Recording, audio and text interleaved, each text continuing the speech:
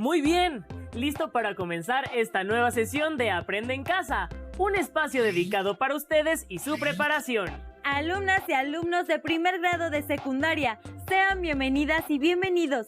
Alisten su lápiz y cuaderno o una hoja para hacer sus anotaciones y que no pierdan detalle de lo que aprenderán en esta sesión.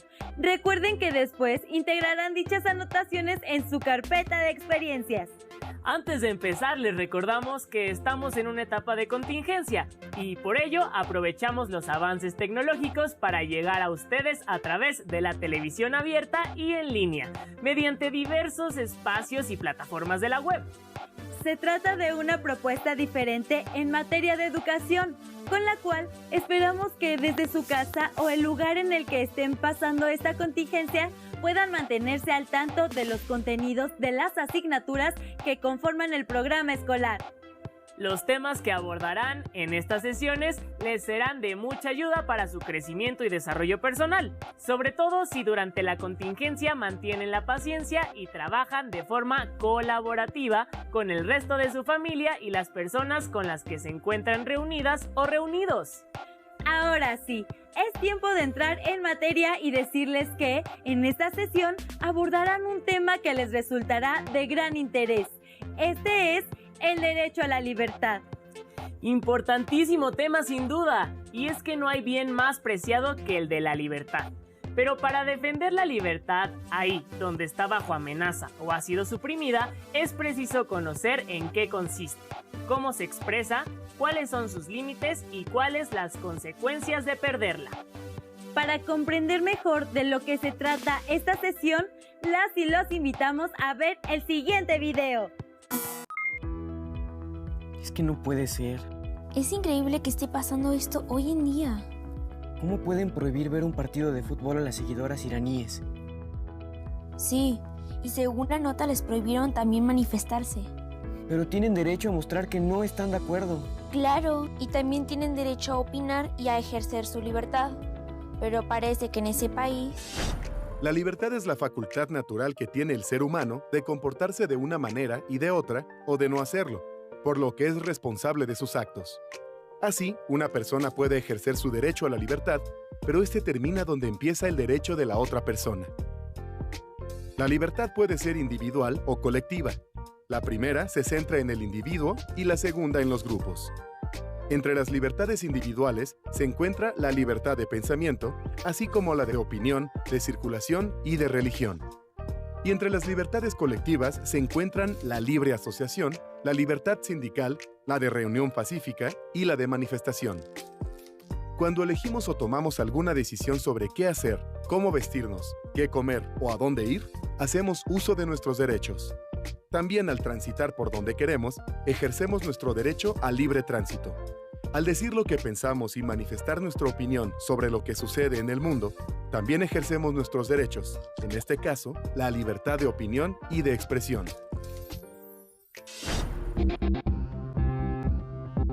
Primero hablaría con mis padres y les explicaría las razones, el por qué me gustaría practicar ese deporte. O en el caso de las artísticas, igual de por qué querría cantar, bailar o hacer cualquier tipo de esas cosas. Investigaría el motivo por qué y trataría de solucionarlo.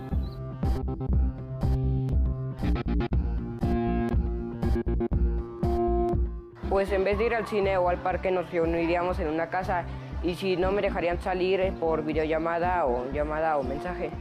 Daría las razones por las cuales me gusta estar con ellos y llegar a un acuerdo. El ejercicio de un derecho no es algo simple, porque cada vez que hacemos uso de ellos, ponemos en marcha una serie de actos de libertad.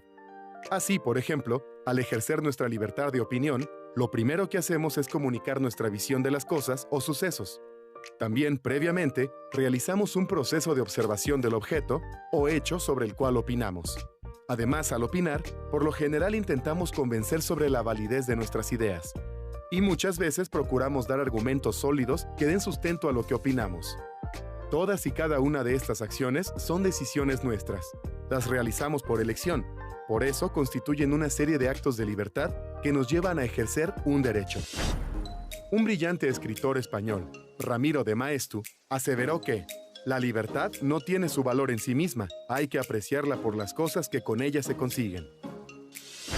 La vida cambia radicalmente cuando se pierde la libertad, como cuando no se puede transitar libremente, o se es castigado por expresar lo que se piensa, o perdemos el derecho a reunirnos con otras personas. ¿Te das cuenta, Fernanda? La libertad está presente en cada una de las cosas que hacemos o en las que nos gustan. Sí, ahora mismo estamos ejerciendo nuestro derecho a la información, a convivir. ¿Y tú, cómo ejerces tu derecho a la libertad? ¿Qué tal el video, Nadia? Interesante, ¿no crees? Bastante interesante. Seguramente ahora les queda más claro que la libertad es la facultad del ser humano para actuar conforme a sus propias determinaciones.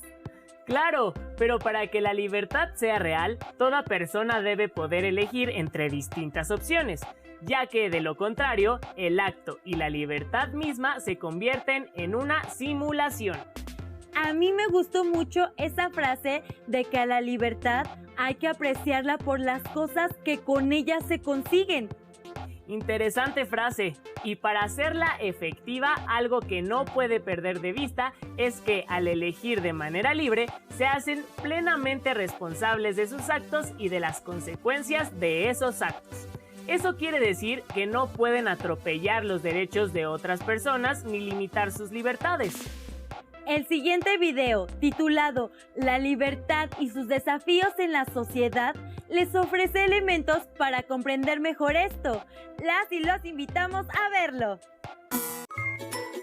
Mira, esta es la foto que subió mi vecino en las redes sociales. Oye, qué bonita chica. ¿Dices que es su novia? Sí, él puso su nombre y otros datos de ella sin avisarme. ¿Qué? Pero eso no puede hacerlo. Ella tiene derecho a una intimidad tanto personal como familiar y a la protección de sus datos personales. Justo eso fue lo que ella le dijo cuando fue a reclamarle. Pero él dijo que ejerció su derecho a la libertad de expresión y de acceso a la información, así tal cual. De acuerdo con la Comisión Nacional de los Derechos Humanos, niñas, niños y adolescentes tienen derecho a expresar su opinión, a decir lo que piensan y a que se tomen en cuenta sus opiniones en todos los asuntos que los afecten. También tienen derecho a buscar, recibir y difundir información e ideas de todo tipo. Como ningún derecho es absoluto, en México la Constitución considera 4 causas por las cuales la libertad de expresión se puede limitar. Estas son cuando se ataca a lo moral, por afectar a los derechos de otra persona, por provocar algún delito y cuando se perturbe el orden público. En general, no es fácil delimitar hasta dónde se prohíbe o se permite algo. Por ello, la tensión se hace presente en aquellos casos en que se enfrenta el derecho de una persona con la de otra. El ejercicio del derecho a la libertad de expresión y de acceso a la información puede llegar a afectar otros derechos de niñas, niños y adolescentes, por ejemplo, el derecho a la intimidad personal y familiar y a la protección de sus datos personales. Cuando se presentan estos casos, niñas, niños y adolescentes afectados por edad, grado de desarrollo cognitivo y madurez pueden solicitar que intervengan las Procuradurías de Protección competentes. En este proceso, la Secretaría de Gobernación señala que se podrá solicitar que se imponga la suspensión o bloqueo de cuentas de usuarios a fin de evitar la difusión de información, imágenes, sonidos o datos que puedan contravenir el interés de niñas, niños y adolescentes. En el caso que Luis expuso a Fernanda, se hace evidente la tensión que se presenta entre el derecho a la libertad de expresión y de acceso a la información contra el derecho a la intimidad personal y familiar y a la protección de los datos personales. Este es uno de los muchos casos que el ejercicio de determinadas libertades contradice algunas de las garantías individuales. Pero antes de acudir a la instancia legal, es recomendable resolver los conflictos de manera positiva. Para ello, debe analizarse su contexto, la gravedad y la trascendencia por el daño causado a un tercero. Para lograrlo, cada uno debe tener la capacidad para independizar a las personas del problema. En otras palabras, no atacar a las personas involucradas, sino enfocarse en el problema. En esta línea es importante considerar que, en toda tensión, siempre van a estar presentes 3 elementos que se deben considerar para evitar hacer del problema algo personal. El primer elemento es la percepción, que es la idea que cada parte tiene sobre la situación. Ambas personas ejercen sus derechos y por ello ven a su contraparte como un enemigo a vencer. El segundo elemento son las emociones que determinan actitudes y formas de actuar de cada involucrado. Es importante que cada parte reconozca sus emociones, interprete cuáles se están manifestando y desarrolle capacidades para controlarlas de manera que intervenga de manera adecuada. El tercer y último elemento es la comunicación, que se refiere a los mensajes que enviamos y recibimos de las otras personas, no solo con las palabras, sino también con los gestos, el tono de voz, la mirada y el lenguaje corporal. Este elemento puede jugar un papel fundamental tanto en la resolución de un problema como en la generación o complicación del mismo. Bueno, pues si yo pasara por una situación similar, lo primero que haría sería manifestar mi desacuerdo, pero también le preguntaría las razones por las cuales hizo tal cosa. Y pues quién sabe, tal vez lo comprendería. Sí, dicen que hablando se entiende a la gente. Yo haría lo mismo, pero antes trataría de comprender mis emociones para entender lo que está pasando, porque... ¿Y tú, a qué desafíos te has enfrentado cuando ejerces tus derechos en familia, escuela y comunidad? ¿De qué manera los has resuelto? Como todos los demás derechos, el de libertad no es absoluto, pues existen límites que están establecidos en la Constitución y en las leyes. Ya habíamos mencionado que no pueden ejercer sus derechos de modo que afecten los derechos y las libertades de otras personas. El video que acaban de ver les mostró un conflicto de derechos, en el que, señalando su derecho a la libertad de expresión, una persona afectó los derechos a la intimidad de alguien más, situación que generalmente terminan por resolver las autoridades. En el siguiente video, titulado Desafíos de la libertad en la adolescencia, verán algunas situaciones en las que se niegan derechos a grupos enteros de la sociedad, afectando sus libertades, su desarrollo y su calidad de vida.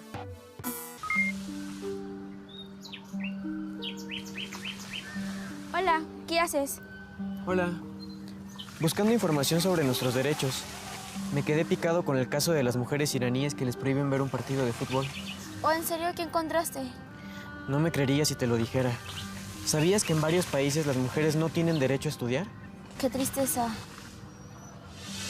Aun cuando a nivel mundial se han realizado diversos esfuerzos para reconocer y preservar los derechos de niñas, niños y adolescentes, todavía falta mucho por hacer.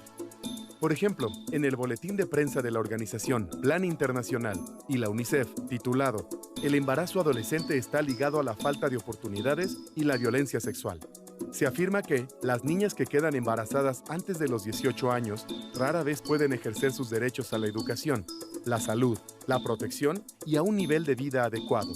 Pierden su niñez y deben asumir obligaciones de adultas. Adicionalmente, el riesgo de morir por causas relacionadas al embarazo se duplica si quedan embarazadas antes de los 15 años de edad.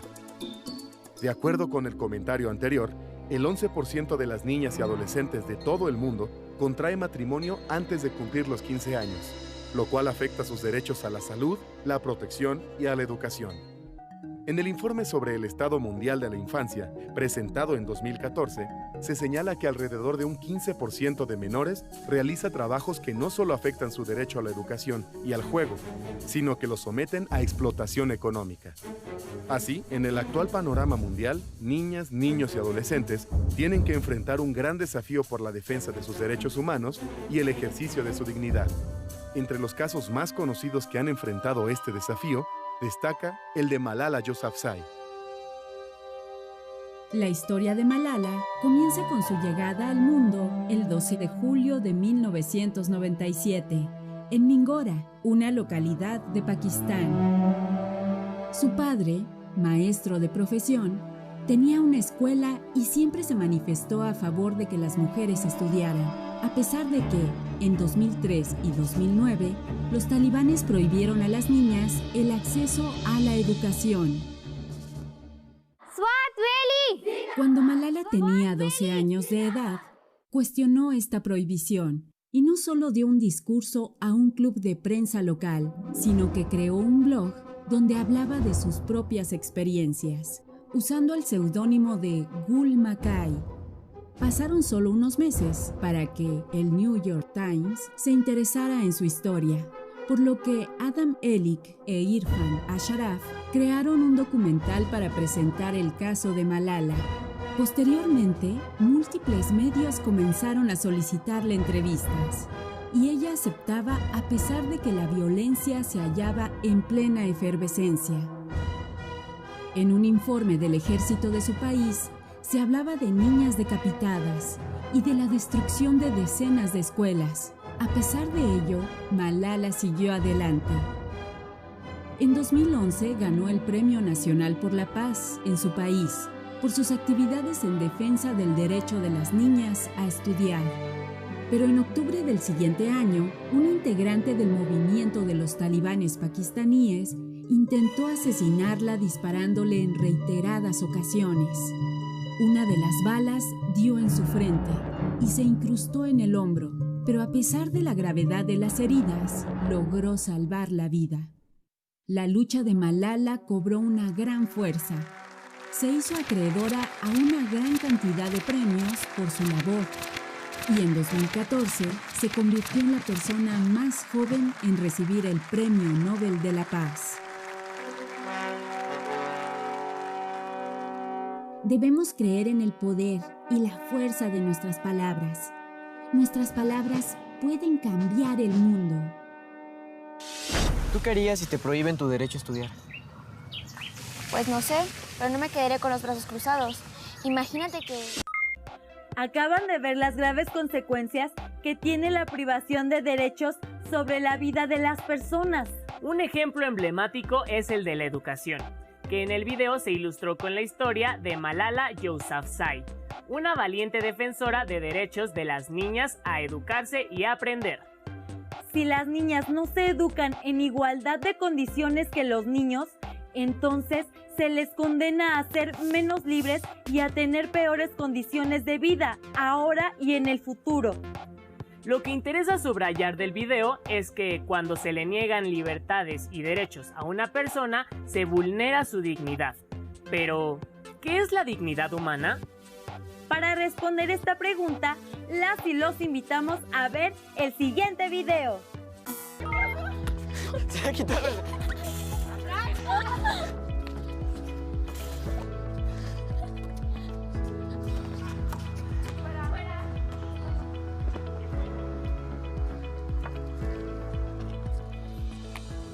Esto es muy indignante.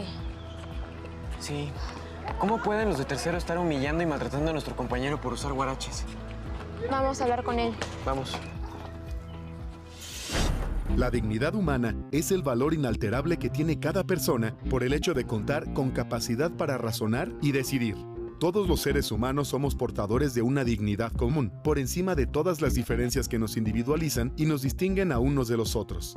Todo ser humano posee dignidad sin importar la condición en la que se encuentre. La Convención Americana sobre Derechos Humanos de 1969 protege la dignidad inherente al ser humano y, particularmente en materia de privación de libertad y de protección de la integridad personal.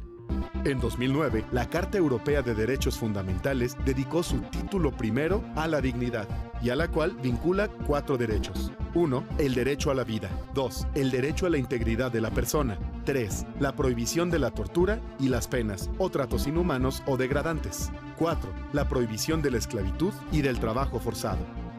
Es en el siglo XX, después del Holocausto de la Segunda Guerra Mundial, donde la dignidad humana apareció como el fundamento de los derechos humanos en la Carta de las Naciones Unidas de 1945, la Declaración Universal de 1948 y los Pactos de 1966. En el artículo 2 de la Declaración Universal de los Derechos Humanos se expresa que toda persona tiene los derechos y libertades proclamados en esta declaración sin distinción alguna de raza, color, sexo, idioma, religión, opinión política o de cualquier otra índole, origen nacional o social, posición económica, nacimiento o cualquier otra condición. Además, no se hará distinción alguna fundada en la condición política, jurídica o internacional. Los derechos humanos y la democracia son conceptos fundamentales, mientras que los derechos humanos son la expresión jurídica de la dignidad de las personas y su función es garantizar el respeto de esta. La democracia es el entorno en el que se desarrollan las relaciones de la comunidad en un marco de respeto a la dignidad. Ampliar la protección de los derechos humanos en el interior de los países o presionar para que se difundan más allá de las fronteras nacionales nunca ha sido posible sin la movilización social y política y sin la resistencia valiente a la opresión y a la degradación. Dos evidencias de lo anterior son las siguientes. En México se han vivido varios episodios históricos donde la dignidad humana ha sido vulnerada. Uno de ellos se presentó después de la Guerra de Independencia y durante la segunda mitad del siglo XIX, cuando miles de hombres y jóvenes fueron reclutados a la fuerza por el ejército en lo que se conoce como la leva. Se los llevaron a la fuerza, estuvieron mal alimentados, sin dormir, padecieron maltratos de los superiores y fueron obligados a marchar por varias horas. Estos hechos vulneraron sus libertades, derechos humanos y atentaron contra su dignidad. Otro caso que atentó contra los derechos humanos fue el que protagonizó Rosa Parks en los años 50 del siglo pasado. Esta mujer de color estadounidense, cuando tenía 42 años, tomó un transporte colectivo el 1 de diciembre de 1955 para regresar a su casa y se sentó en un lugar desocupado, pero al no cederlo a un hombre blanco, fue detenida y obligada a pagar una multa de $14. Por su lucha sin violencia, Rosa Parks es recordada como una activista por la igualdad de los derechos civiles en Norteamérica. Actualmente, tanto el reclutamiento forzado de la leva en México como la segregación racial en Estados Unidos ya no existen. Hoy en día, el Estado constitucional debe garantizar a todos los ciudadanos por igual el mismo estatus. Todos los ciudadanos deben tener respeto propio y ser reconocidos por todos los demás ciudadanos como sujetos con derechos iguales y exigibles. En México, la democracia que vivimos nos permite asegurar que se respeten nuestros derechos humanos y nuestra dignidad, sin distinción ni señalamientos. Al respetar la dignidad humana, garantizamos el cumplimiento de nuestros derechos humanos. Qué bueno que fuimos a hablar con Juan para hacerlo reflexionar y luchar junto con él, para que nadie atente contra los derechos ni la dignidad de los demás. Sí, espero que los de tercero no lo hagan. La dignidad humana es fundamental para los derechos humanos. ¿Y tú, de qué manera la construyes? Recuerden que la dignidad es el valor que tiene toda persona por el solo hecho de serlo. Y si todas y todos tenemos igual dignidad, todas y todos debemos tener iguales derechos, sin importar nuestro origen, condición, características y preferencias.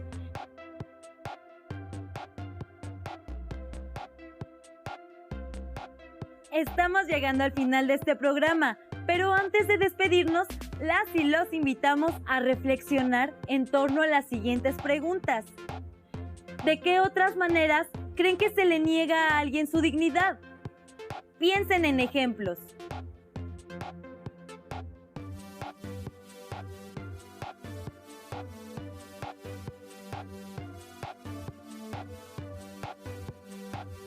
¿Han visto limitadas sus libertades? ¿Cuáles? ¿Cómo han reaccionado?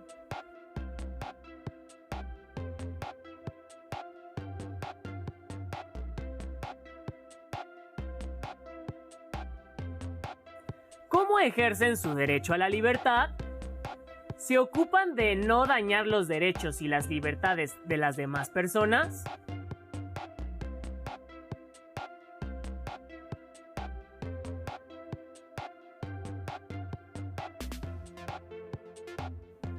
¿Qué podrían hacer para defender las distintas libertades si estuvieran en riesgo?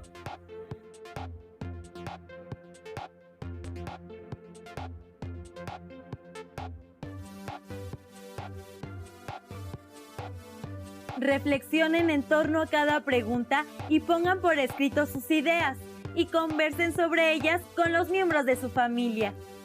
Recuerden guardar las ideas que han puesto por escrito en su carpeta de experiencias. Así podrán compartirlas con su maestra o maestro y sus compañeras y compañeros cuando regresen a su escuela. Las y los invitamos a seguir leyendo sobre los temas de esta sesión. Por ejemplo, pueden conocer más sobre la vida de Malala y de Rosa Parks, buscando información en internet, particularmente en YouTube.